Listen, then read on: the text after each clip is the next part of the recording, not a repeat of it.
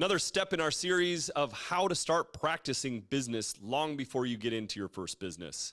Today, we're going to talk about financial literacy.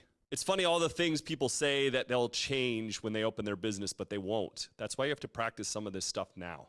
If you can't handle your personal finances, I get a lot of hate for saying this, then you're not going to be able to handle the business finances. And actually, it'll make your personal finances worse. Do you know what it's like to have a $200,000 credit card that you pay off every month? And then you get your $700 power bill at home and it feels like nothing?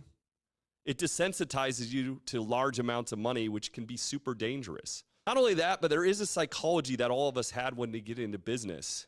Even though we're spending our own money, it doesn't feel the same way. I had a lot of accounting clients over the years, and they can't stand to separate the money out and pay themselves and pay for things. And instead, they'll order $1 million worth of Uber Eats within their business and for some reason think that's okay.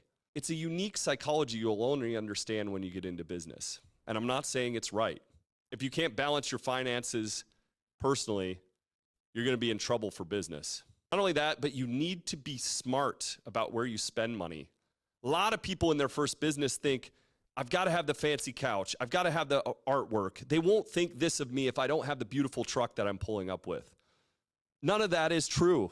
And in fact, I used to buy out furniture from companies all the time that went out of business because they overspent. You see these startups that spend $1 million on furniture and fancy decorations.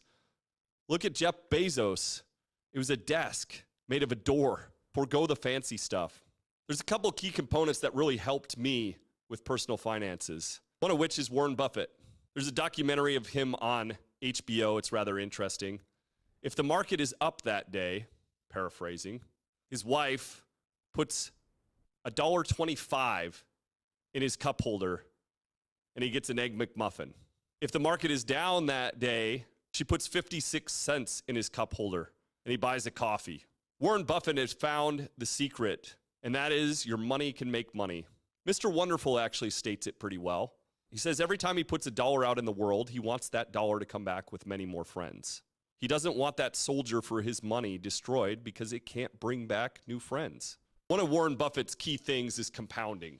Basically, if we invest $1 today at an 8% return, that becomes $1.08.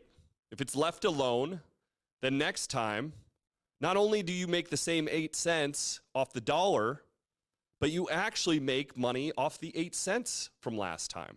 You can understand this a little bit easier, I think, in the story of the Pied Piper. Pied Piper comes in and the king has a horrible problem with rats.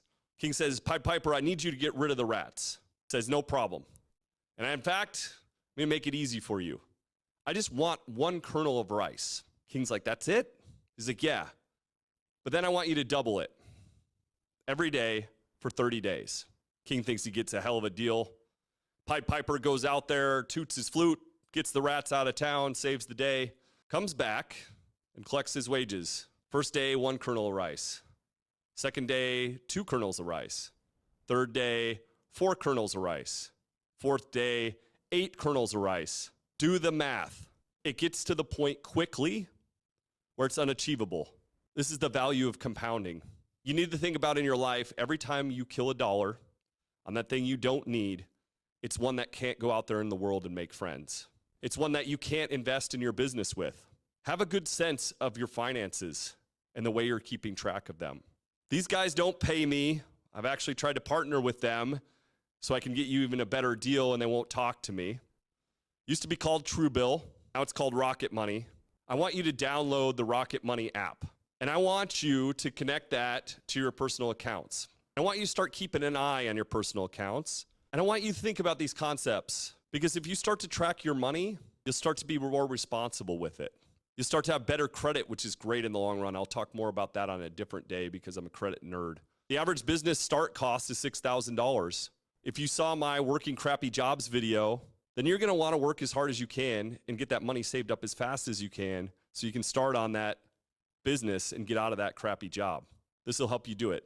Not only that, but believe it or not, we're laying the foundations right now for how I'm going to teach you business accounting. You stick with me on this. I'm going to save you 15 years of heartache and make you a rock star business person right out of the gate. I don't promise you the Ferrari. I don't promise you the 10-hour weeks and traveling all the time in business, but I do promise you, saving you the pitfalls and helping you start smart. We're going to keep going on this. How do we practice business before we get into business, before we actually get to the chapters on being in business? I want to use the end of this video to tell you, once again, that your health is your wealth. I retired. I moved to Greece. I happened to take a boat all around the islands and then to Istanbul, to Israel. It was an amazing trip. One thing I didn't know about cruises, and I should have, was all the old people on there. In fact, I was the only real young person in line, and they thought I was the comedian for the ship. By the way, never go by yourself on a cruise. But one thing that astounded me over and over again and really made me sad is all these hardworking people, productive people for the economy, kind of the backbone of America. They work their 9 to 5. They finally get to retirement.